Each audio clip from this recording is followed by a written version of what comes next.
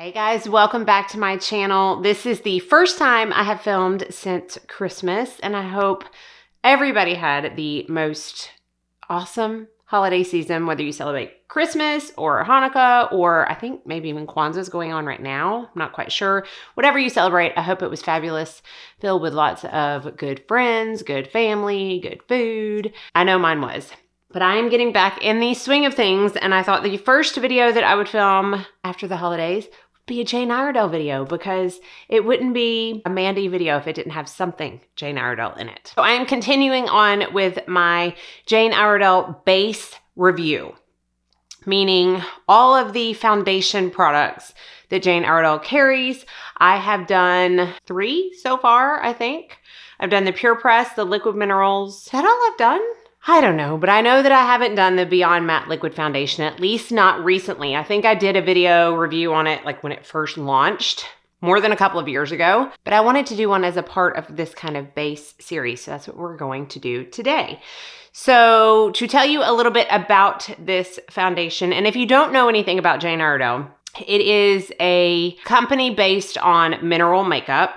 The Loose Mineral Foundation was the very first product that Jane Iredale came out with well over 20 years ago. And they have expounded on their base collection since then to include the Pure Press Foundation and a few liquid alternatives as well. This is the newest edition. And when I say newest, I'm not talking about their new formulations, okay? Because I know that they redid the formulation of the Liquid Minerals and the BB cream.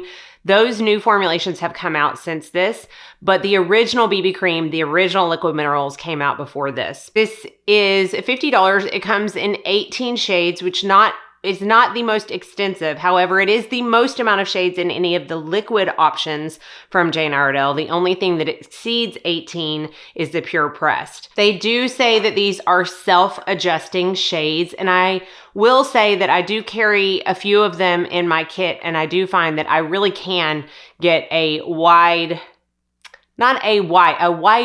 range of skin tones within each color than I can with some of the other foundation formulas that are in my kit. I am in the shade M8, which is described as a medium neutral shade. And I'm gonna apply this 2 different ways. I'm gonna apply it with a brush on one side and a sponge on one side. And I do have a little bit of flaking going on my forehead due to this insanely cold weather we have been having lately. The wind chills were like -20 a few days ago, which I know is not abnormal for some of y'all, but for Tennessee, it is. So the constant heat going in my house, if I even step outside, it's just really taking a toll on my skin. So we'll be able to see how this wears on kind of flaky skin as well, even though it's called Beyond Matte. And I'll kind of talk about it as I apply it. I'll start out on this side of my face with a brush. Now, it almost astounds me how many people comment and say, oh my goodness, you had makeup on before you even applied the makeup. I have no reason to lie to y'all. I do not have makeup on. I have skincare on. I have a little bit of corrector under my eyes. This is Isden SPF. That's all I have on my face.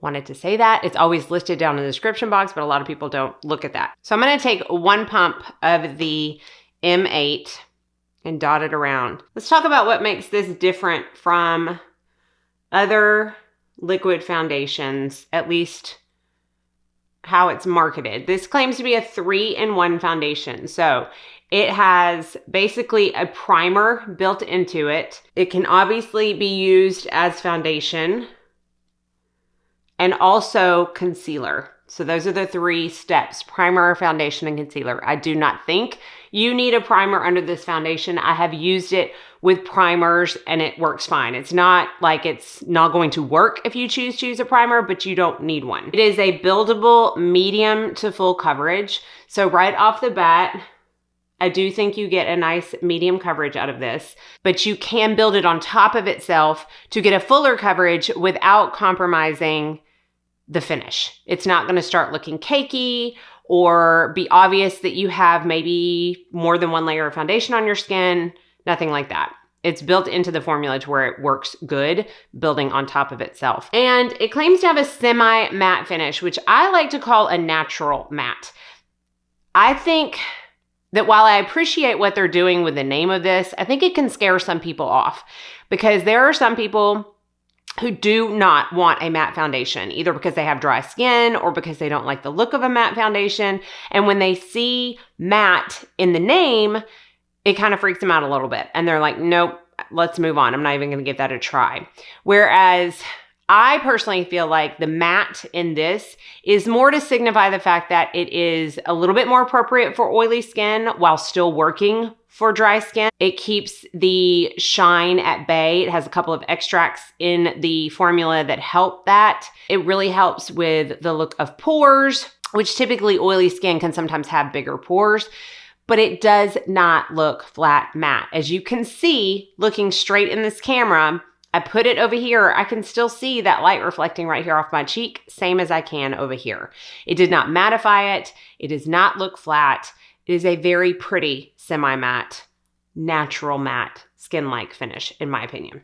It doesn't have any talc. It doesn't have any phthalates, parabens, GMOs, nanoparticles. It's pretty on par with other Jane products in that respect, as well as being vegan and wheat-free. So if you have a need for that, this foundation fits that bill as well. Now, the couple of ingredients that are in here that help with being a matte foundation, celery seed and linseed extract are in here to help with the shine and to help reduce the appearance of pores. Obviously, it's not going to reduce your pores, but it does aid in the reduction of the look of pores. And then it also has tamarind extract, which actually helps with moisture and smoothness and evenness of the formula. So this right here is not even half of the pump that I put on my hand. Now there's not much that I need to build up on. I don't even think it's going to come across on camera, but I have just a tiny bit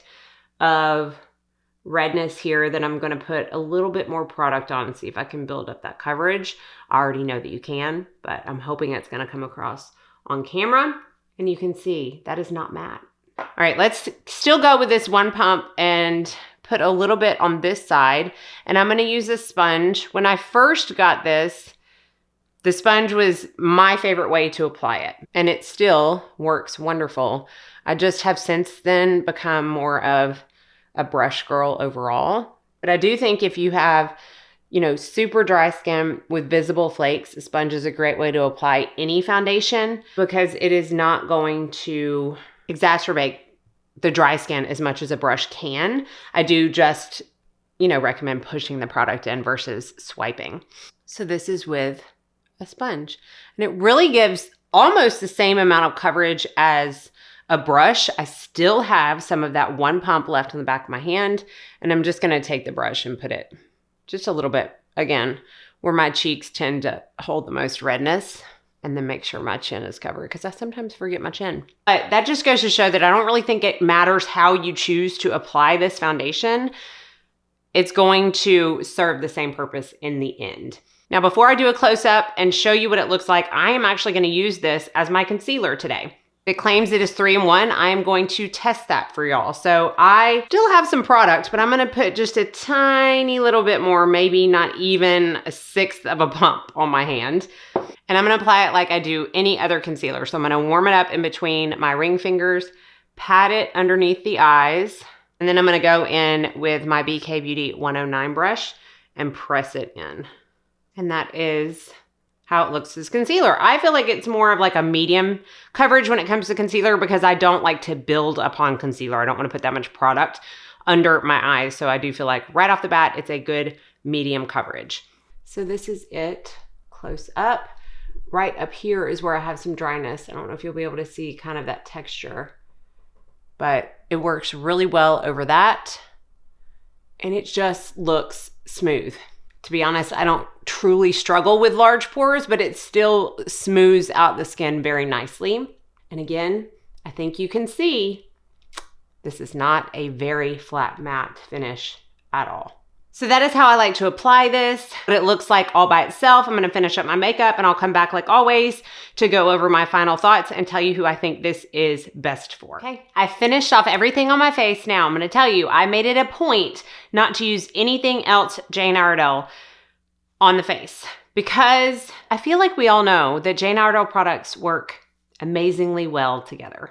But I wanted to make it a point to show you how well this foundation works with everything. So for the powder, I use my Airpress, could you guess? And I will say I did use the Jane Iredale Pumice, but I use this almost every day to kind of spritz for extra hydration, especially this time of year. But I did not buff. I did not use the Hourglass powder. I didn't want anything else to affect the finish of this. So I'm going to show you up close how it looks with everything on top. Again, not super matte, still very skin-like, has a nice, like, I don't want to say radiant because sometimes that comes off as luminous, but to me they're different. It just looks like healthy skin. Now, who is this for?